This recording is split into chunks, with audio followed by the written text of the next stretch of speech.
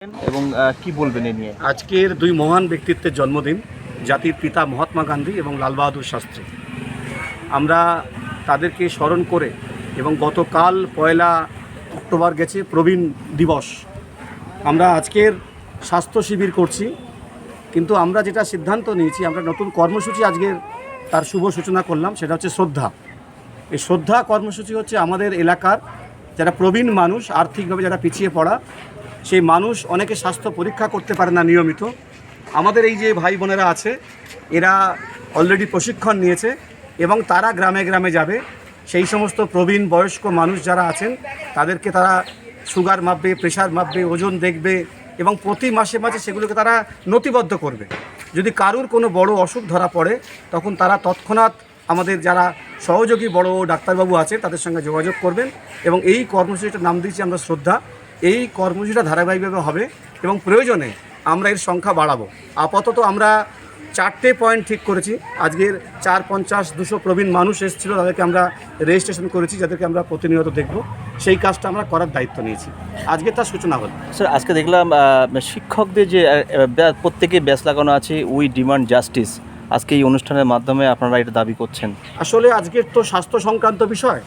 স্বাস্থ্য পরিষেবা দেওয়ার জন্যই একজন ডাক্তারবাবু, ডাক্তার দিদি তিলোত্তমা, তিনি খুন হয়েছেন, ধর্ষিতা হয়েছেন। অত্যন্ত ন্যাক্কারজনক ঘটনা সেটা। আমরা সেই ঘটনারও তার তীব্র প্রতিবাদ জানাচ্ছি এবং যাতে এই ঘটনার পুনরাবৃত্তি না হয়, গোটা দেশ জুড়ে যাতে নারীরা সুরক্ষিত হয়, আমরা তার দায়িত্ব নিচ্ছি। এবং শুধু তাই নয়, আগামীকাল আমাদের নবম শ্রেণীর বোনেরা তারা নারী সুরক্ষার কিছু প্রশিক্ষণ নেবে। আগামীকাল এবং আগামী পরশু 2 দিন ধরে এই প্রশিক্ষণ শিবির চলবে, যে নারী নিজেকে সুরক্ষা করার জন্য তার যেটুকু যা ব্যবস্থা নেওয়ার দরকার সেইটুকু প্রশিক্ষণ তারা কালকের থেকে নেবে।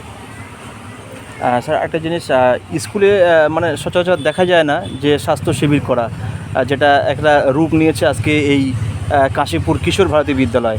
আপনি কি বলবেন এই নিয়ে? আসলে আমাদের বিদ্যালয় বরাবরই ব্যতিক্রমী। আমরা রবীন্দ্রনাথ ঠাকুরের আদর্শে পরিচালিত। রবীন্দ্রনাথ ঠাকুরের নির্দেশই ছিলেন যে সমাজের বিভিন্ন স্তরের মানুষের সঙ্গে সম্পর্ক তৈরি করা।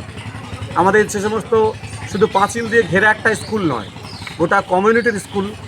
গ্রামের আশেপাশে যে সমস্ত মানুষ আছে, যাদের সঙ্গে আমাদের সম্পর্ক জুড়ে রাখতে হবে, যাবতীয় কাজ করতে হবে। আমরা এর আগেও প্রায় 2,500 মানুষের চোখের ছানি অপারেশন করেছি, প্রায় 7,500 মানুষকে বিনা পয়সায় চশমা দিয়েছি। সামাজিক কাজের সঙ্গে আমরা বরাবর যুক্ত। আমরা ধারাবাহিক এই স্বাস্থ্য পরীক্ষা শিবিরটা আমরা করতে চাইছি এবং লং লাইফ ডায়াগনস্টিক সেন্টার এবং রাজ্য প্রতিবন্ধী সম্মেলনী যারা আমাদের সঙ্গে সহযোগিতা করছে, স্টুডেন্ট হেলথ হোম, তারাও আমাদের যারা বাচ্চা ভাই বোন আছে তাদের চিকিৎসার দায়িত্ব নিয়েছে। স্যার, আজকে কতজন মানুষকে এই স্বাস্থ্য পরীক্ষা হলো এবং কি পরীক্ষা নিরীক্ষা হলো? আজকে প্রায় 371 জন মানুষ এই পরিষেবা নিলেন। বিভিন্ন বিষয়ের পারদর্শী চিকিৎসক তারা উপস্থিত ছিলেন। ইএনটি ছিলেন, গাইনো ছিল, অর্থোপেডিক্স ছিলেন, কার্ডিও ছিল, নিউরো ছিল, এই সমস্ত বিভিন্ন বিভাগে ডাক্তার, মেডিসিন ছিলেন, বড় বড় ডাক্তার। তারা এই পরীক্ষা নিরীক্ষা করলেন। যে আজকের যারা রক্ত পরীক্ষা করলেন তাদের প্রায় অর্ধেক আমরা আজকে মুকুব করে দিয়েছি। ইসিজি করলেন যারা, সেই সুযোগগুলো তারা নিলেন। আগামী দিনে কি পরিকল্পনা আছে স্কুলের পক্ষ থেকে এলাকার মানুষের জন্য? আমরা আজকের একটা কর্মসূচি লঞ্চ করলাম, বলেছি শ্রদ্ধা নামে। সেই কর্মসূচিটা পালিত হবে সারা মাস জুড়ে এবং আগামী দিনে বৃহত্তর স্বার্থে, সমাজের স্বার্থে আমাদের রাজ্য প্রতিবন্ধী সম্মেলনী এবং কাশীপুর কমিউনিটি ডেভেলপমেন্ট ফাউন্ডেশন, আমাদের যে ট্রাস্ট, তারা যৌথ উদ্যোগে এই কাজ কন্টিনিউ করবে।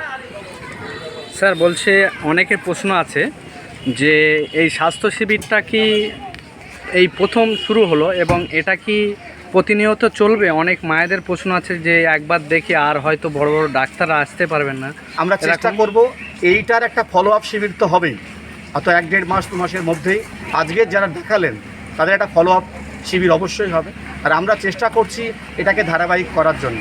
যদিও অনেক আর্থিক সমস্যা আছে, আর্থিক দিক আছে, আমরা দেখব সেটাকে কী করে কভার আপ করা যায়। বড় ডাক্তারকে নিয়ে এলে তাদের কিছু খরচ আছে, সেগুলোকে মেনটেন করা যায় কী করে, সেটা আমরা দেখবো এবং আমরা চেষ্টা করবো এটা কন্টিনিউ করার জন্য। এটা কি শুধু ভাঙড়েই শুরু এই প্রথম? না, আমরা ধারাবাহিকভাবে করেছি। এর আগেও আমরা প্রায় 12টার মতো স্বাস্থ্য শিবির সংগঠিত করেছি। শঙ্কর নেত্রালয়, ফর্টিস হসপিটাল, তারা আমাদের এই সংগঠনের সঙ্গে, স্টুডেন্ট হেলথ হোম, তারা আমাদের এখানে এসেছিলো, আমাদের এই স্বাস্থ্য শিবির সংগঠিত করেছি, এর আগেও করেছি।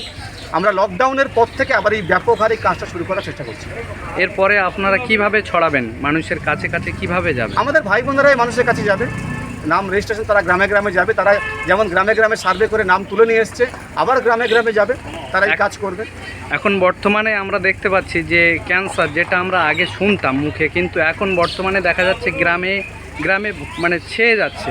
এই মানে এই আসলে বিষয়ে কি বলবেন? ক্যান্সারের সচেতনতার জন্য প্রথম ক্যাম্প করা উচিত। আমরা সচেতনতা শিবির তৈরি করব। কিছু কিছু ক্যান্সার আছে আটকানোর সুযোগ নেই, কিন্তু কিছু ক্যান্সার আছে যেখানে যদি আমরা কোনো পদক্ষেপ নিতে পারি, যদি ব্যবস্থা নিতে পারি, তাহলে সেটা আটকানো যায়। আমরা সেটা নিয়ে সচেতনতা শিবির তৈরি করার চেষ্টা করব। Thank you.